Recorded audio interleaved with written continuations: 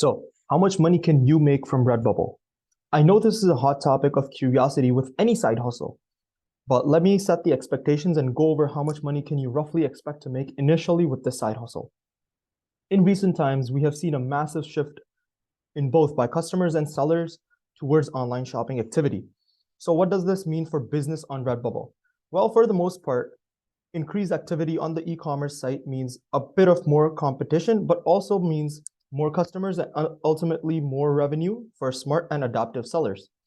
While Redbubble hasn't released any information about how much money shop owners can expect to make on the website, through running some recent surveys and numbers, we can estimate that the average smart Redbubble seller like us can make around $1,000 per month. A word of caution though, there's a lot that goes into that number, so let's take a closer look and try to understand how much you can hope to make on Redbubble.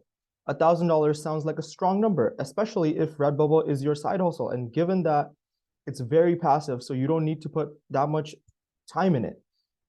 It's a lot higher than minimum wage, and you are your own boss. Ultimately, that's what makes Redbubble a business that is so attractive. You get to work from anywhere in the world, control your own time, and take as many coffee breaks as you need.